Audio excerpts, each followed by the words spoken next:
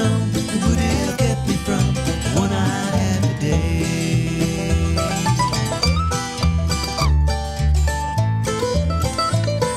All right. Good morning. You are tuned into 1100 WSGI, and this is Lee Marie in for U-Turn Laverne on One Street Over. Let's go ahead and go to the Lord in prayer. Heavenly Father, thank you. You are so awesome. You are so amazing, and you just continue to surprise us. Thank you for keeping your hands on this show today. Take it exactly where you want it to go. Thank you that everything we do and say today will glorify you. Please guide us, direct us, give us your wisdom, your perfect discernment, your perfect timing. We love you. We praise you in the mighty name of Jesus. Amen. All right. Super excited today because I got one of my favorite guests in the house, Mr. Bob Airy, the master gardener, right? Good morning, Bob. Good morning, Lee. How you doing? I'm doing great. Good. Well, what perfect timing because, I came out today to get in my car and my windshield was completely frozen over. So I thought, well, this is really great timing because Mo yesterday was telling me, get those tomatoes cut and get your peppers in and all this stuff. And I said, well, you know what? I'm having Bob on tomorrow so he can tell us all what we need to be doing right now. So here we go. It is October 16th. Happy day after the extension of taxes. So those of us that were doing our taxes yesterday, you can join us. We're very excited that today's the 16th. Also, today is the first day of early voting in Robertson County. So the election office is over there on Brown Street, and they're open 8 to 5. So today's the first day that you can actually vote. So that's exciting. Lots of great things coming up. And then be sure to stay tuned for the second hour because I will be here as well and going over more calendar items. The most important calendar item I do want to just mention real briefly before we start with Bob is this Thursday. This Thursday, the place to be is at the center in Springfield from 6 p.m. to 8 p.m. because Open Door is doing their massive chili cook-off, and you do not want to miss that. Everybody will be there. So it's such a great cause. I can't think of a better cause in this county to support. Tickets are only $10 for adults, $5 for kids, and you get all you can eat. And, they have so many chilies in the competition, like about 50. And they, also had, like last year, I know they had, I think, like hot dogs and cheese sandwiches and desserts and drinks. So great time. And this theme is going to be 80s. So how fun is that? So hopefully we'll see you all this Thursday at the center in Springfield. Now let's just go and talk all things gardener-ish. Mr. Bob Airy, your exact title over there at the extension is? I'm a program assistant in my current position. Okay. I'm a retired agent. I've worked with Extension for 42 years. Oh, that's it? And about 15 of those years, 15 to 20 years in horticulture as a part of my responsibilities and being the master gardener trainer and serving as advisor for the program here and previously in Sumner and Davidson counties. Wow. All right. No wonder you are so full of knowledge. All right. So we have to tell people what's going on right now. What can they still plant or what should they be ripping out? What should they be doing? Well, I think we're about done planting. Okay. And if we have our broccoli or Brussels sprouts or our turnip greens, those crops are cold weather tolerant down to a certain degree. Mm-hmm. So last night's mid 30s, low 30s, ice on our windshield morning, kind of that won't harm those. They'll hang in there and do okay. But it was really good to harvest those tomatoes yesterday, as Mo was saying, and take those inside because I feel like later on today we're going to see that there's going to be some effect on those plants that were still growing. I still have lima beans in my garden, so I'm thinking today's going to be harvest day for those as well. Okay.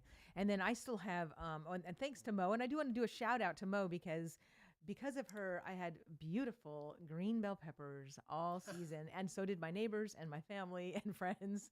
We had a lot, and they were all beautiful. And same thing with tomatoes, too. She had planted in my front yard a couple different types of tomatoes, and we were able to share those with everybody as well. Matter of fact, if you're driving by our house right now, go feel free to go pick some. But anyway, go ahead. Well, that could be good too because you can take those bell peppers and harvest those and freeze those and then use them in dishes then through the winter. So So like regular freeze or freeze dry or both? just regular Just regular freeze. freeze. Okay. You can All right. preserve those. What's your favorite way to freeze bell peppers? Like dice them and then put them in Ziplocs or what? Well, to tell you the truth, I'm not the person that does the freezing Okay. and the preparation of food in the house Okay. to preserve. All right. I might help, So I've done some blanching, and then we'll go to the freezer with the green beans or whatever the vegetable is. But Okay. All right. Did you have a lot of asparagus this year? I did had a wonderful asparagus harvest in the spring. The summer temperature and dry weather Mm-hmm. really, it browned earlier than normal, and I Okay. they, it really the moisture left the soil, and so I'm preparing for it to go to sleep, and then take care of cutting off the stalks a little bit later, but. Looking forward to next spring because it is such a joy to be able to go out there and have that fresh asparagus Mm-hmm. and enjoy it fresh in multiple ways too. Mm-hmm. Well, yeah, I remember that you always had a wonderful asparagus harvest every time. Yeah. So now I had to ask the question because Mo had mentioned something about when I pull out the tomato plants, like get rid of them, like don't like burn them or throw them away, but don't Don't compost them or anything. don't compost them and don't leave them in the garden. Okay. That's one of the vegetable plants that we just want to take out. Okay. Early blight.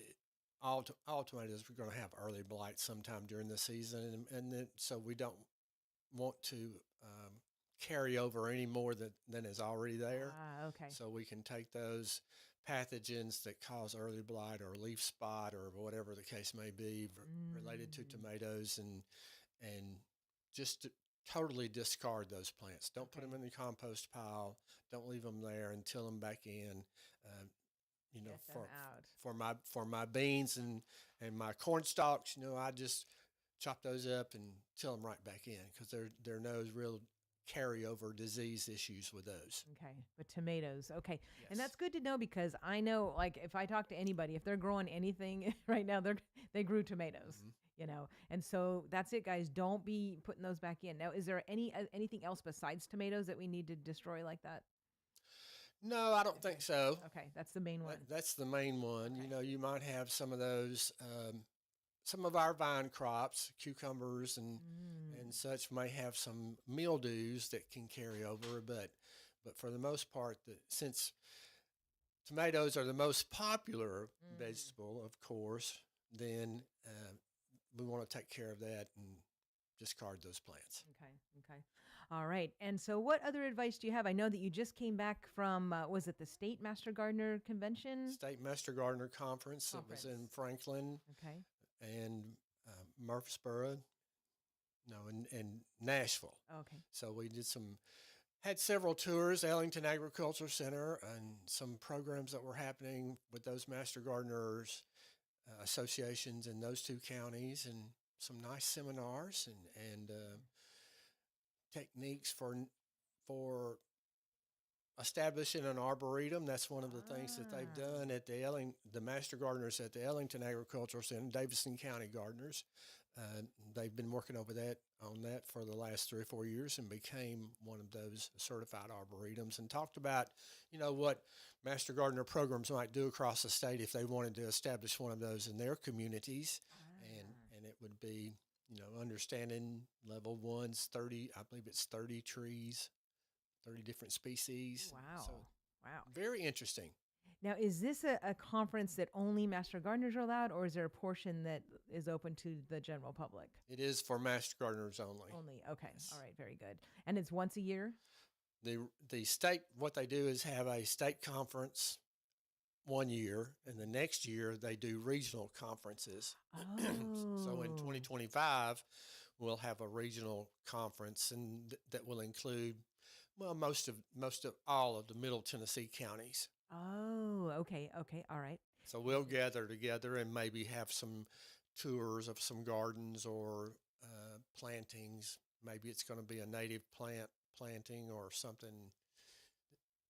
Well, one of the discussions was to go to Cedars of Lebanon Park because they have a native plant garden there. Oh, nice. And that's a good place to possibly see the Tennesseeansis, the coneflower. That's the Tennessee coneflower. Okay. All right. Very good. Yes. So I know I want to ask you, like, what are the upcoming classes and all that. But before we go that, I just wanted to make sure, other advice to be telling people right now, what to be pulling into their house, or, that kind of prepping, since we had our first kind of freeze. Well, if I have some plants that are in pots outside that I want to try to carry over, there was a lot of discussion last week because they were already predicting that these colder temperatures were going to be here this week. That, you prepare to bring them into your garage or whatever that warmer space is that would keep them alive, or have the opportunity to carry them over through the winter and then come back out for the new year. Otherwise, we've got some plants that are going to be tender and may just totally be done. I enjoyed zinnias, the zinnias all summer long. They've just been great, but probably after last night, they're going to really be done. I mean, they've certainly slowed down as our days have begun to be shorter, and sunlight's kind of laid over with that southern exposure a little bit. So that changes how plants are able to photosynthesize and to keep on growing. Okay. And then as far as, so you said, certain things to bring in pots. Someone told me that with my peppers, I can just cut the leaves, my bell peppers, cut the leaves off and put them in pots and then bring them in. Do you recommend that? Well, no, okay. I don't. Okay, all right. You can, if we bring them inside, so are they thinking cut all of the leaves off? Yeah, well, they said cut the leaves off and that they'll, come back in the spring if we put them in pots and bring them in. Well, I consider peppers to be an annual plant, and if I cut the leaves off, then that plant's not going to be able to survive. So it's, if it's coming back in the spring, I wonder how it's doing that. Okay. I don't expect that to happen. All right. Oh, that's good to know. I will talk to my person that told me that and find out if they've actually done that or if that's just something that they heard. Otherwise, I'm thinking for a plant like a pepper, I'm going to have to provide water and light. It's got to keep on living. It's got to keep on living because that's the definition of an annual. It completes its life cycle and it dies. Okay. All right. And so part of that life cycle for the pepper and other annual plants is that it's going to move to reproduce itself. So that's in the pepper, grow the pepper that has the seed on the inside, and then it's going to die. Gotcha. Okay. Any other prepping things? Any other things to be throwing things over? Or Well, at this particular point, for me as a home gardener, I'm looking at, well, now I'm ready to pretty much call it a season, except for I'm going to go in and clean up and clean out, and then prepare and sow a cover crop. So I have some green growing through the winter, adding some organic matter, and taking advantage of that rather than just leave bare soil exposed. Okay. All right.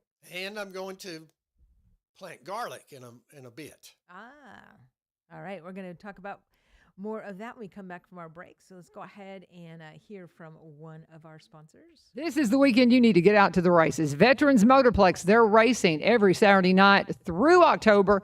Of course, weather permitting. That's why you need to follow them at Highland Rim Speedway. Follow them at the old webpage. Whenever they switched over to Veterans Motorplex, they had 19,000 followers. So they hung on to that old name. You'll find it on social media, Highland Rim Speedway. But that's where you check out what's happening at Veterans Motorplex. One of the best kept secrets in Robertson County, racing every Saturday night on a quarter-mile, high-banked asphalt bull ring, fun for the whole family. You can get out there. It's in Greenbrier, 6801 Kelly Willis Road in Greenbrier. Phone fun for the whole family.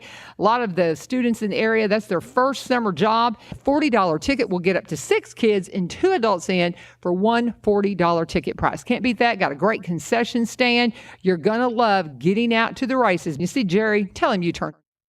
All right. And yes, that was U-Turn Laverne's voice, but she is not in the house today. She will be back tomorrow. This is Lee Marie in for her on One Street Over on 1100 WSGI. So glad you guys have joined us. We're getting some great tips from Bob Airy, our King of Master Gardener. I know that's not your official title, but you know. Anyways, we were starting to talk about planting garlic. So let's continue that. So.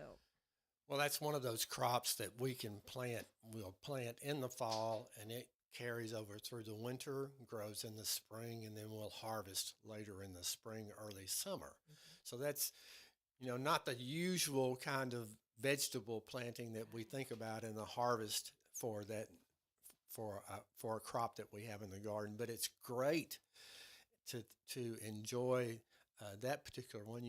All you have to do is just take a single clove, and as you prepare a space, don't plant it too deep, and just get it off to a good start. And we'd like to do that before it gets too cold. Now, generally speaking, we think about maybe we can wait as late as the 1st of November or so to actually plant that crop. It's pretty unique, and we've got a good publication. If people will, you can email me or go to the UT Extension website and publications, and a nice publication that Lucas Holman, who's one of the authors, and he's also the agent in Wilson County, the horticulture agent there, and a big garlic grower. So he's shared a lot of information over the last few years on varieties and planting dates and how to harvest, because you want to, when you do get to the harvest stage, then you want to let the garlic cure so that it stores longer. Okay. And as you said, don't plant them too far down. So about how far down? Oh, maybe an inch or so. Okay, 1 inch or so. Inch and a half, just depend on the size of the clove. Yeah. Okay, and then how far apart?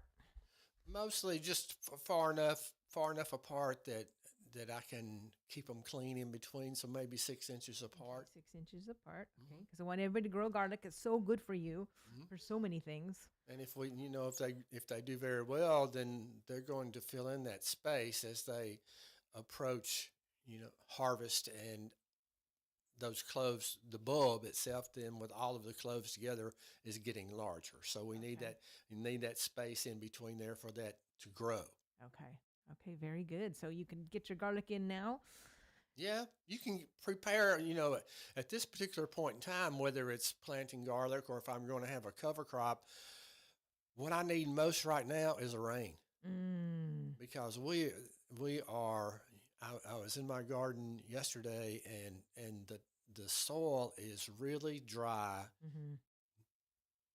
Even 4 inches or so down, it's just still behind.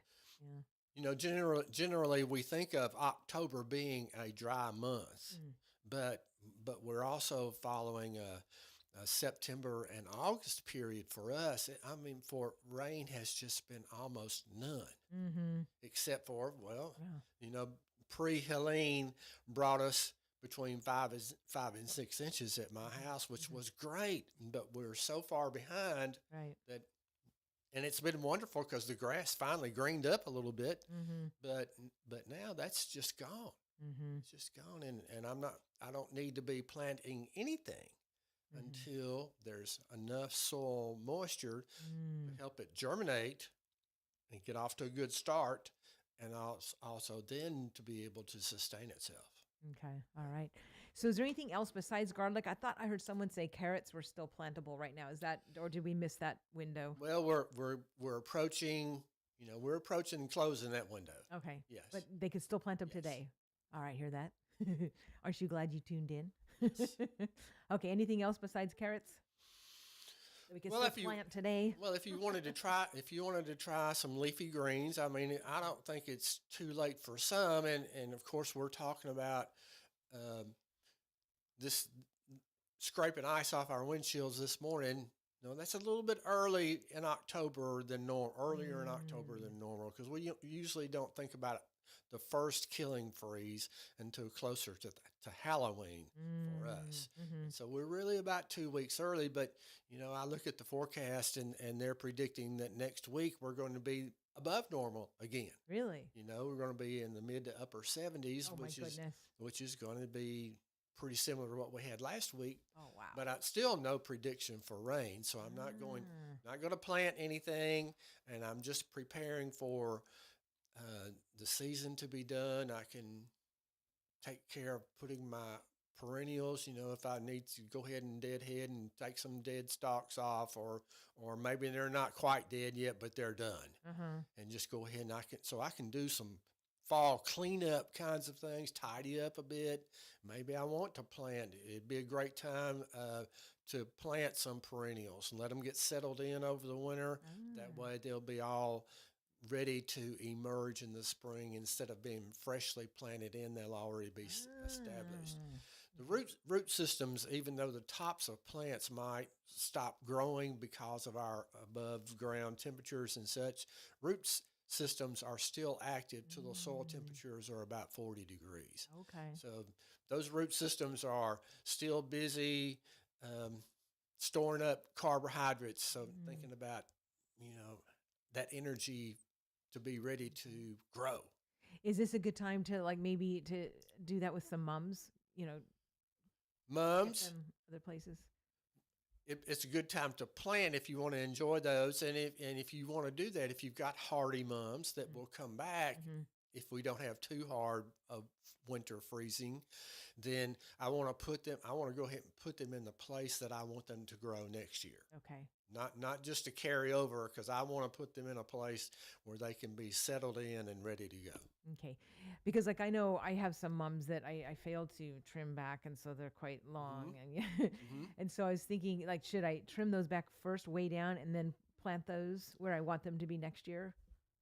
I want to cut all the flowers off. Cut the flowers off. Mostly, I want to recognize, that I'm going to move it and I'm going to take it with me. I want to be able to know where I planted it, and then, just help it get settled in. How many inches above the dirt should I leave for the mum stems? Ish. Stem height, just a couple of inches. Couple inches. Okay. Yeah. All right. We got some projects, Stephen. Yes. Because our mums do really well in the front yard. We have them come up every year. So, but this one plant that is really big, I need to just take some of that and spread it. Spread it around. What about the knockoff roses? Knockout roses. What is it time now to go all the way down on those, or just wait a little bit, or? You can do a fall pruning now. What's the best time?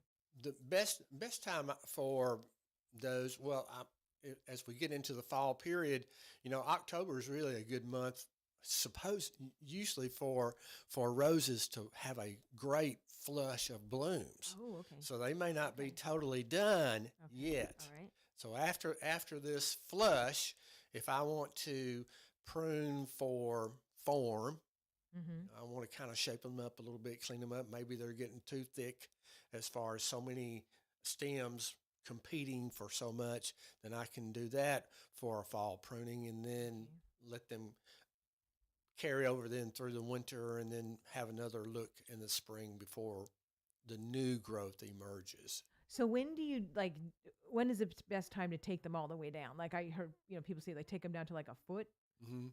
Most people don't do that. And if I think about some of the rose growers who get in their plants and prepare for their sales, they're doing that hard pruning during the roses dormant period of February, March. Okay. And one of the reasons is, especially for homeowners, is because you're going to have a fresh open wound.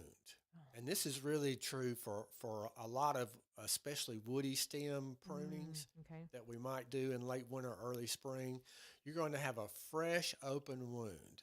And if it happened that we had a 26-degree night or colder, and we can certainly have those in February and March, then you might experience more dieback than you intended because of having that fresh open wound. Okay. So it's really better to delay pruning than it would be to do it ahead of time.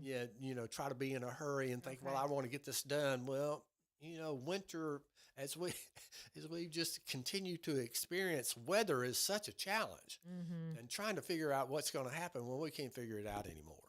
It's all, we're taking a risk for all of these practices that we try to do to help our plants out Okay. and be successful. All right. So like right now we can go ahead and deadhead the roses, but don't do your massive pruning until February, March. If I have some dead or disease, you always prune dead. Okay. Dead first. Next, I'm going to look for any diseased stems, Okay. and I'm going to remove those. And then this was part of a seminar we went to last week. And the third thing that he said was if you have limbs that are rubbing together, Oh. then one of those needs to go. All right. There's not room for both of us. That's right. Okay. So that's, if I think about roses, then, with all of those little stems in there, as they make their shrub, then it's easy for two stems to cross each other and be rubbing. Okay. Because eventually you're going to have a wound. All right. We got lots of work to do. All right. That is such great information. Okay. So, anything else before we talk about some of the upcoming things that they can join? Classes, seminars, welcome home. Well, I guess we're good. Okay. If I think about. Oh, I know. If anybody has additional questions, like they're like, oh, I got this situation happening. What is your email? Is that the best way for them to get in touch with you? Well, it is, since I'm a part-time employee. Then to think about, my email is bobary@utk.edu. And give that one more time, please. bobary, that's my name, at utk.edu. Great. So it's University of Tennessee, Knoxville. So if you have some questions out there that we didn't cover, by all means, you can send those over. I think about lawns. This is be a good time to think about lawns, but I'm not going to do any overseeding or even fertilizing at this particular point until I get some moisture. Okay. Yeah. All right. What's coming up? What can they put on their calendar?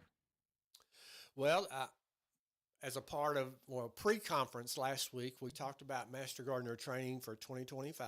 Okay.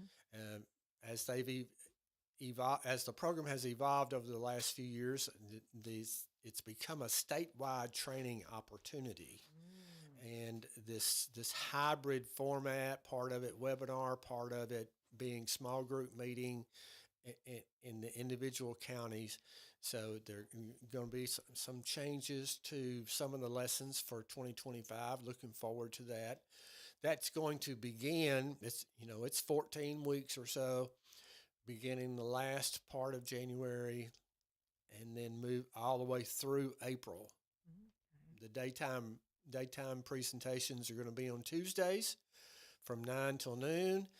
And I'm planning also to offer evening sessions on Tuesday as well. Format's a little bit different for the evening group because they'll view their presentations prior to coming to class. Okay. And we'll meet for 2 hours. Okay. It's scheduled from 6 to 8. Okay. So if anyone's interested, what I do is I have created an interest list. So as the details become more final, and I kind of really wait until after the holidays are over, Christmas especially, and since we're starting at the end of January, send that information out either at the end of the year, right at the beginning of the new year, so people can make their decision if they want to take part in that. But the Master Gardener program is a volunteer development program, but it's also has two parts to that. And number one, to increase the knowledge of the participant, this program provides a broad overview of horticulture. Mm-hmm. So we begin with soil testing, and we're going to include lawns and trees and shrubs and flowers and bugs and diseases and soil testing, understanding what the results mean, pollinator gardens, rain gardens, et cetera, et cetera. So it's just an opportunity to meet and interact with other gardeners and learn. We're always learning something. It's very dynamic. Mm-hmm. Awesome. Very cool. So that is going to be starting up the end of January. End of January. Okay. And so that'll be Tuesdays, 9 a.m. to noon. And then Tuesday evenings, is that like 6 to 8? 6 to 8. 6 to 8. Okay. And that's nice that the 1 hour of viewing can be at your own leisure. So it's a little more user friendly for those that are working, especially after if you've worked, until 5 all day. Staying up for 3 hours with your brain going all at once is difficult for some of us. Well, and it used to be the way that we all did it. Yeah. We would meet for 2.5 or 3 hours in those evenings and just have that for 14 weeks, and this is much better. Mm-hmm. And can you also just talk a little bit about the location over there and what's over there, and can people still tour the ridge, the Research yes, Highland Rim. Yes, thank you. Research and Education Center. Some may recall that as the experiment station that we talk about. Rob Ellis, who's the director there, became interested in working with master gardeners about 4 years ago in developing a demonstration garden. So rather than just totally focusing on beef cattle and tobacco and production agriculture crops, to introduce a component of consumer horticulture. And there was already a wonderful planting of blueberries there that's been there for 20 or 30 years. I didn't know it was there that long. Oh, and so Rob offered those, first of all, to the master gardeners to be able to manage and to market the berries. And they actually had their first sale this year and earned about $400+ in selling those. You pick. People came out, the public. And the whole idea is to encourage Robertson County citizens and others who might want to visit the station to learn more about it and to come on site and to enjoy these new gardens that are being installed. And so the master gardeners over the last 3 years have installed some shrub plantings. This year, there's a garden planted that is now a certified monarch way station. Oh. And so if you want to see some plants to include in your garden to attract monarchs and provide for their needs, including many species of milkweed, then the gardens are open from sun up to sundown. You don't have to stop by the office. You can just pull in there by the main office and keep on driving, and it's right there. And so there's some shade plantings under some huge trees, so you can see some plants that are good to grow under the shade of a heavy canopy of trees that are out there. Shrubs, some vegetables, some vine climbers, including loofah, if you've ever seen loofah growing, and that plant that becomes those little sponges. Oh, okay. Mm-hmm.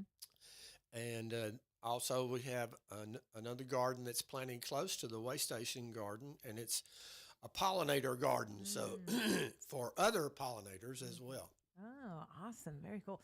So much. And I bet you a lot of people do not know about this. And then the office, if people want to stop by to get more information, right there on 5th and Main, Yeah. the UT Extension office, you can go in there and get more information.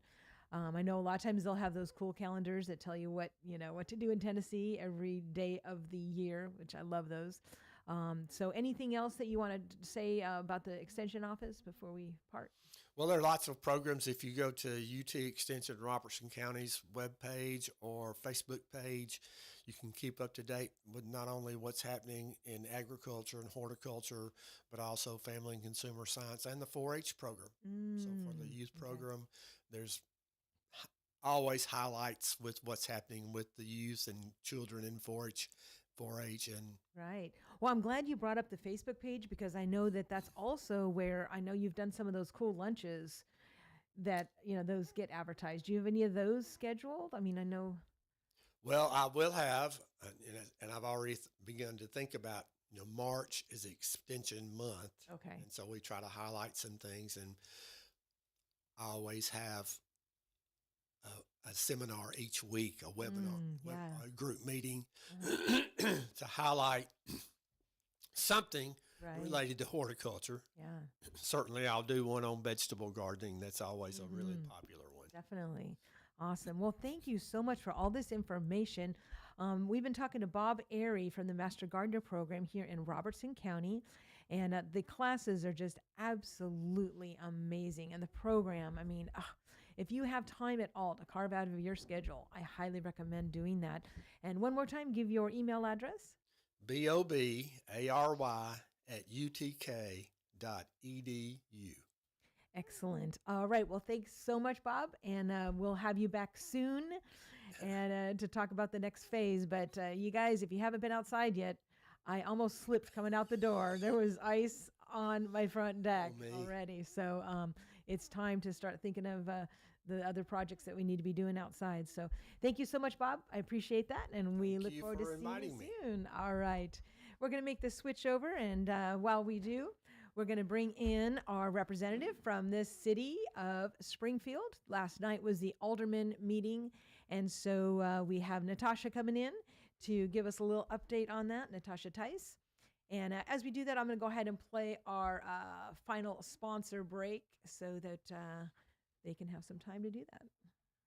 Are you looking for answers in the real estate community? Barry and Rebecca Richards with Exit Prime Realty can give you the answers you're looking for. Maybe you're wondering if it's a time to buy. Is it time to sell? You're older. Is it time to downsize? Rebecca can specifically answer that question because she's one of the first in the area to be a seniors real estate specialist. So she's specifically trained to answer those questions. When it comes to selling, would you like to have a marketer on your team? Barry is a marketer. For 17 years, he was a vice president of a media marketing company in Nashville. Now he's a broker in Springfield for Exit Prime. Rebecca's office is an agency office up in White House. They combined the two to bring you Exit Prime Realty. Same great Exit team, just a new branch in the tree. No matter what your needs are, they specialize in Robertson County properties because they're from Robertson County. They've been here for nearly 30 years up in Cross Plains, but they're originally from Kentucky, so they also know the nuances of buying and selling in Kentucky and all the surrounding areas. Reach out to them today. Barry and Rebecca Richards, 615-504-7425, 615-504-7425. Let them know U-Turn sent you. All right, we are back in studio, and we have Natasha Tice here from the city of Springfield because they had their alderman meeting last night, right? Yes, we did. All right. Well, welcome. I don't think that I've ever had the pleasure of interviewing you here before, have I? No, that's correct. All right.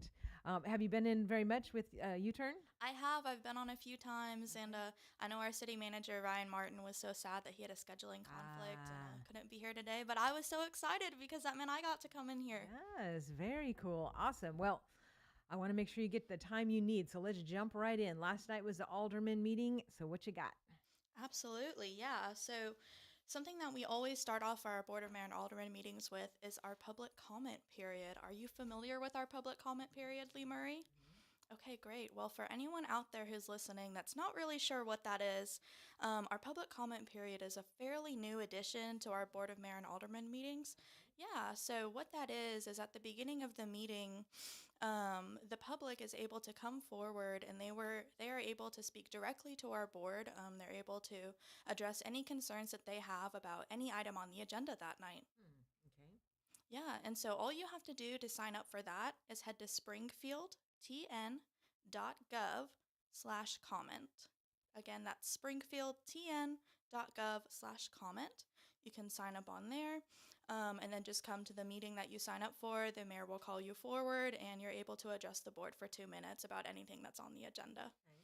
So anything that's on the agenda. So when you say you can go ahead and sign up, what if your item that you want to discuss is not on the agenda? How do you? Yeah, so if you actually also go to our website, springfieldtn.gov, you can view our ward map and you can find your alderman. And if there's something that's concerning you, you can reach out to your alderman.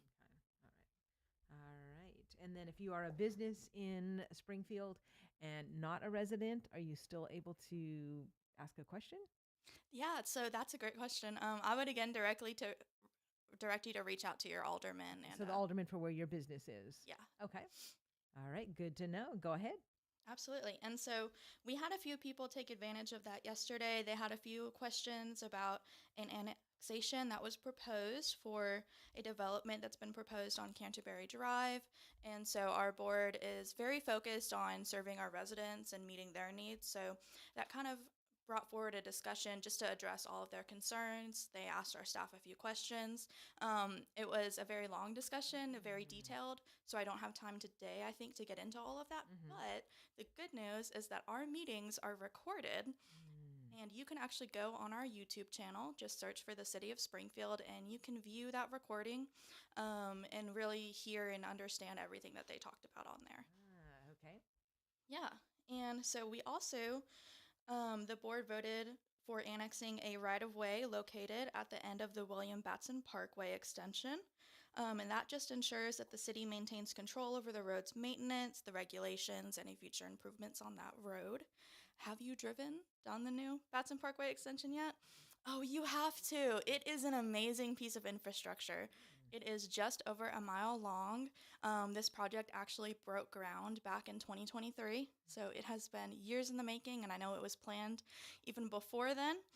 The Batson Parkway extension, it connects Memorial Boulevard and Tom Austin Highway, so it provides a much faster and more convenient route through the city for our residents. It's focused on kind of creating a bypass around southern Springfield and addressing traffic congestion, that kind of thing. Yeah, so I really recommend that you head out there and check it out. Yeah, if you haven't already. Moving on, something else that the Board of Mayor and Aldermen approved was a contract for license plate recognition cameras. Yeah, and so I know there's probably some people out there listening that got a little tense when I said that. You know, they're not really sure what that means. So we've gotten a few questions about this. People saying, you know, is this gonna like be used to give me a speeding ticket, that kind of thing? No, it's not. That's not what the technology is designed for. This is actually something that a lot of communities, not just in Middle Tennessee, have taken advantage of, but across the nation. They've taken advantage of this technology. Over 5,000 communities at last count were taking advantage of this technology. And so what it is it captures license plates and vehicle characteristics, not people or faces or that kind of thing. And it's a tool that they can use to combat violent crime and property crime. Also, something that really stuck out to me when I was reading through some information about it is they can actually use it to get alerts when a vehicle that's associated with an amber alert or a silver alert passes through the area. Yes, so very important to help locate missing persons. It's really an amazing tool, and I know our police department is very excited to have that to help combat any violent or property crime. What And about litter? that's a great question too. Like I said, it's just license plates. It's not people or faces. Well, I mean, you know, if you could see, if you saw like some car go by and like dump a whole bunch of litter and you had their license plate, couldn't you like find them or something? I'm so glad you brought that up because they actually have to have a justification to use the technology for a search. So it would have to be attached to something that someone called in a concern. Oh, okay. Yeah. So was somebody called and said like this car just dumped like 5 hefties in the road? Yeah, it would need to be attached to a report from an Okay. individual, Alright. but it's more focused on like property crime crimes. and Okay, just yeah, curious because No, the other it's a day great somebody had question. dumped a huge thing right in the middle of the road, all this trash, and then they just left no. it. Yeah, but this was in the country, and the sheriff's office was there pretty fast getting it all That's up. amazing. But yeah. but they did say, they said, well, we do know who this was because there was a bunch of addresses in the thing. Right. So I was like, oh, good. Well, that's good. Yeah, we have an amazing sheriff's department. I know we're very blessed to have them. And hey, if you're out there and you're listening and you say, well, I don't really understand like what you were talking about, I still have more follow-up questions, I would invite you to go actually, Lee Murray, where we met recently. I would invite you to go to Coffee with a Cop. That's right. So, Coffee with a Cop, our next event is going to be held at Larry's Restaurant on November 7th. It's going to kick off at 8:30 and that'll run for about an hour. And this is a great opportunity to speak with our officers one-on-one, to discuss any concerns that you might have with them, or if you'd just like to learn more from them about what they're doing to protect our community and keep our community safe. Yeah, and that's always the first Thursday, right? Yes. Okay. And that'll run through February. Okay. Yeah, Okay, so February. and if you can't make this next one, I'd encourage you to connect with us on Facebook or Instagram. Just search City of Springfield on there because we do post about each event as it comes up. Okay. All right. Yeah, and if you're out there and you're thinking, well, I want even more opportunities to connect with our police department. I really want to learn what they do and how they keep us safe. I would encourage you to keep an eye out for the Citizens Police Academy. You've heard of this, right? Yeah, matter of fact, last week I had on our assistant police chief. Oh, perfect, Yes, Madison. yes, So yes. he probably told you all about that. Mhm. So I'll just let everyone have a reminder. Just keep an eye out to our Facebook page. Next summer, the applications will open up for our fall event. It's a free 9-week program. You'll get to learn all about the police department, ask as many questions as you'd like, and you'll get some hands-on experiences. I know they just met with the canine officer and his canine officer Asha, and they loved it. So we've gotten great feedback on the program, and I encourage everyone to check it out. And when does they'd that like one to. start? So that is offered every fall. So it'll most likely kick off in September of next Okay. year, but the application period will open up in the summer. Okay. Do you know what the hours of that usually are? Yeah, so it's typically from 6 to 9 on a Thursday. Okay. I know that might sound like quite an investment of time, but it's only for 9 weeks. And I actually did the program last year, and I found that at the end of most meetings, I was saying, wait, it's over. I wish we could stay here. I just want to learn more. Awesome. Very cool. That's something definitely to put on the calendar. Absolutely. Yeah. And another opportunity to connect with our community outside of the police department is to be a part of our sports leagues. Springfield Parks and Recreation has registration open right now through October 31st for junior pro basketball. You can register for that online at springfieldtn.gov/parksandrec. Another great opportunity for adults to be a part of our community is to be a youth sports official. So they actually need referees for all youth sports, and that is a paid position. So if you'd like to learn more about that, just give the center a call. You can reach them at 615-382-1655. Again, that's 615-382-1655. There's no need to be a sports expert. They will train you up from the beginning. They'll teach you everything you need to know. And it's a really great opportunity to meet people with our community and make a real difference. Awesome. Going back into the board, I know I veered off a little into some community events, but going back to the Board of Mayor and Alderman meeting, the board approved a tourism matching grant from the Tennessee Department of Tourist Development. So that was very exciting. We're so grateful for that grant. It was actually awarded in the amount of $25,250. So Wow. yes, it's a very significant grant. And that can be used for things like marketing, social media marketing, digital videography, photography, to tell people all about how wonderful Springfield is, why they should come visit us. Our tourism department is actually funded by our hotel motel tax, and this grant is going to make a great addition to that funding source. And we've gotten some questions about our tourism department. Well, why is tourism so important to me? I'm a resident, and I just would like to know more about why tourism is important. Well, when you think about it, this is something that these tourists come in and they spend money at our businesses. They're shopping locally in our community. They're spending, so that's going to help our business owners out. And then they're also contributing to our sales tax to improve things like roads, pay for police officers, the fire department, things like that. And then they're leaving. They're not a strain on our infrastructure. They're not driving on our roads every day. They're here for maybe a few days a week, and then they're going to go back home. So tourism, it's just a really great piece of our community. And so we're very happy to have that grant to be able to highlight our community and draw in more of those tourists to shop local in our community and spend some time here. And even if you live in Springfield, I still really encourage you to connect with Real Springfield on social media. Mhm. You know, be a tourist in your own city. There's probably things in our city that you haven't discovered yet. Oh, yeah. Absolutely. There might be a new business you haven't frequented. Maybe you haven't been to all of our parks. Maybe Mhm. there's a new feature in one of our parks. And if you follow Real Springfield, that is a great way to stay connected and learn Mhm. about those things. Yeah, Ace is doing a great job over there. Yes, we are so lucky to have Ace. She is fantastic. And another way for you to stay in the know in our community and especially about what happens at our Board of Mayor and Alderman meetings is to sign up for our newsletter. Are Mm. you a member of our newsletter?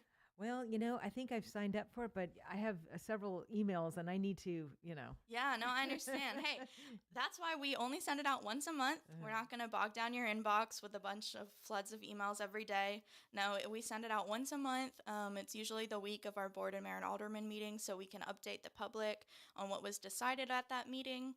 And we'll also include information on free events, city programs, that kind of thing. One free event that we're actually going to have very soon is Trick or Treat on the Square. Mm. Have you been to Trick or Treat on the Square? No. Okay, well, I encourage you head up to the square downtown Springfield on Halloween because it is so cute. What it is that our local merchants, they will open up their businesses from 10 to 4 on the square to trick-or-treaters. That's right, the trick-or-treaters are able to go from business to business and receive candy from the participants, and it is just so cute to see all the kids in their costumes walking around the square and just having a great time. We actually added something new to the event this year. So we're going to have passport stamp cards. Mm. So we're very excited about that because it's going to encourage people to maybe go visit some shops that they're not usually thinking about, walk the whole square, and just get a stamp on their passport card at any participating business. And if you're wondering where you can get the cards, you can pick them up from any participating business. They will all have them. Get your cards stamped, and then at the end, head back to City Hall where you can meet with our fire department, see a fire truck, and there'll also be revolving city departments at City Hall throughout the day offering trick-or-treating. We're going to have our gas department and our police department there. So just head to City Hall, 405 North Main Street when you're done, and you can turn in your passport stamp card to be entered to win a prize. Okay. Absolutely. So we're very excited about that. Of course, it is Halloween, so the prize will be filled with candy. And there will also be a few items from some of our local downtown merchants. So something for mom and dad, and then also something for the trick-or-treater. Okay. All right. What else? Yeah. So something else that I'm very excited about, one of my favorite events of the year, and I know probably one of yours too, is the Christmas parade. Yes, definitely. There we go. Absolutely. So our Christmas parade is going to be on December 7th again this year. And for anyone out there who has not attended the Christmas parade, you may or may not know this, it is a nighttime parade. Mm-hmm. So it is something that is very unique to Springfield. All of the floats are decorated with Christmas lights. It's really, if you haven't gone to a light up parade, I really, really encourage you to come to ours. We see a lot of people that return every year because it is just so uniquely Springfield. It's a beautiful event. Is there a theme already in the works? Yes, so there is a theme in the Okay. works. I don't think I've been clear to release okay. that theme quite yet, No but problem. I will encourage everyone to tune into our Facebook because that is where we will announce the theme Okay. very soon. All right. That's also where we will open up registration for floats. So if you have a business or just a group of friends in Springfield that are very into the holiday spirit, please, please, please register a float. The floats are made up of members of the community, and it's just a great way to spread holiday cheer to our town. Okay. And Travis Price, when does that open? Travis Price, Winter Wonderland. Yes. Oh, Winter Wonderland. I said the Christmas parade was my favorite event. I might have lied. Winter Wonderland is just so amazing. It's going to be our 24th year. Ah, Yes, so we're very excited. It's going to be at J. Travis Price Park. That will open up in December. okay. Yeah, so I think it'll open up the day of the Christmas parade, actually. Yeah, so it's great timing. So, Awesome. go to the Christmas parade and then head to Winter Wonderland after that. Yeah, very cool.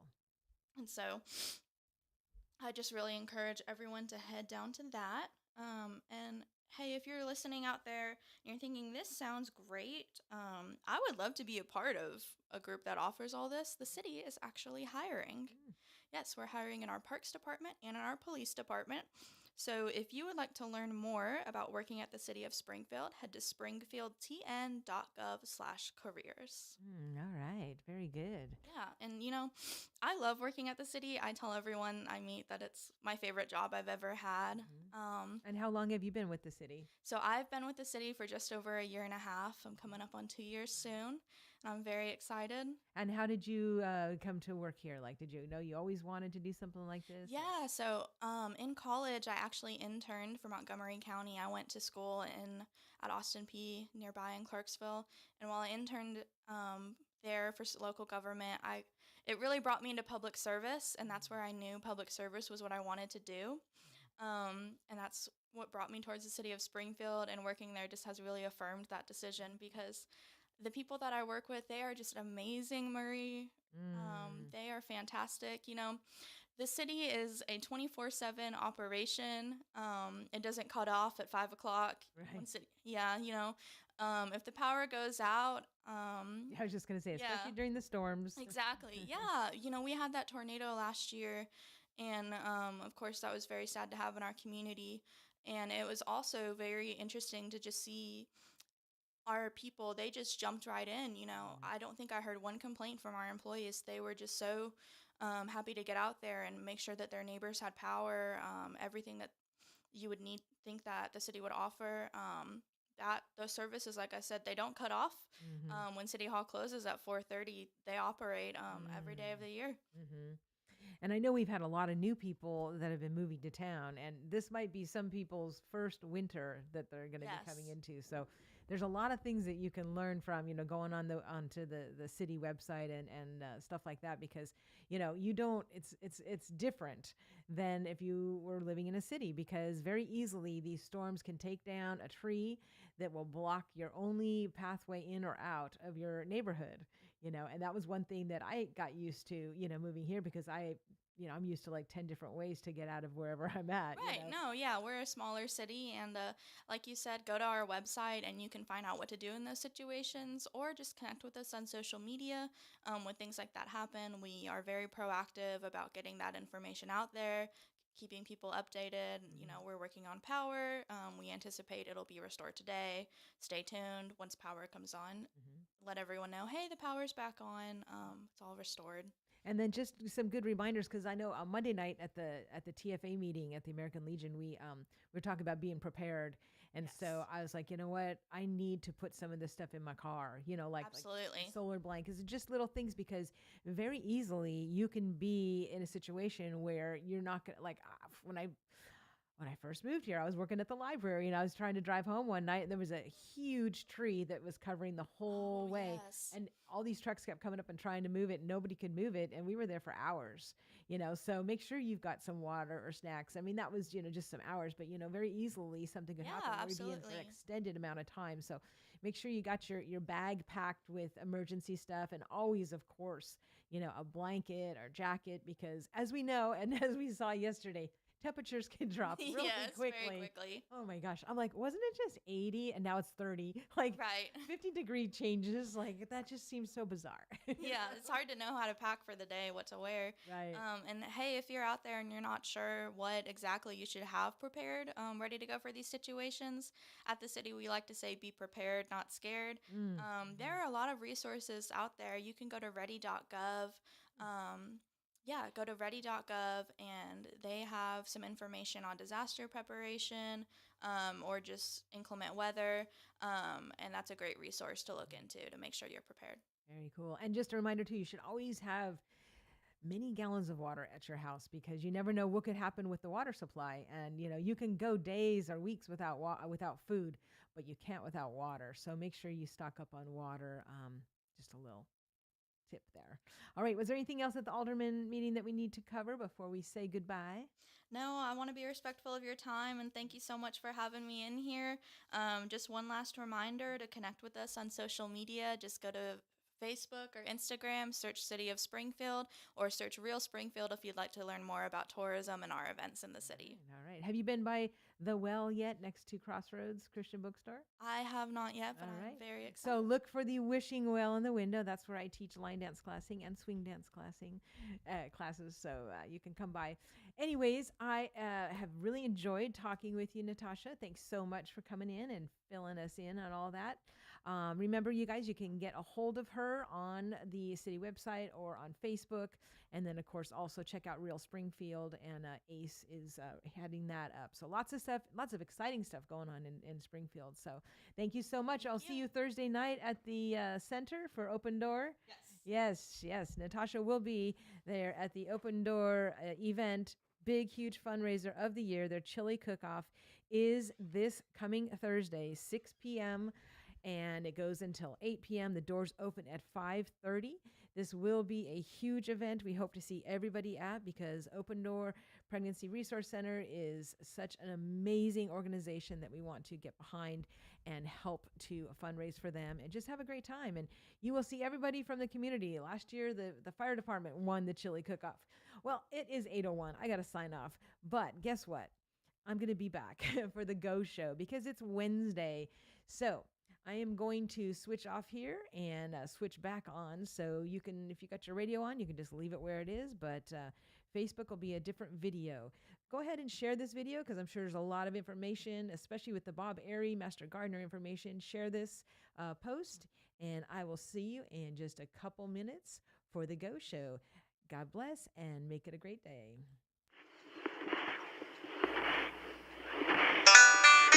One street over there's a life I could have known.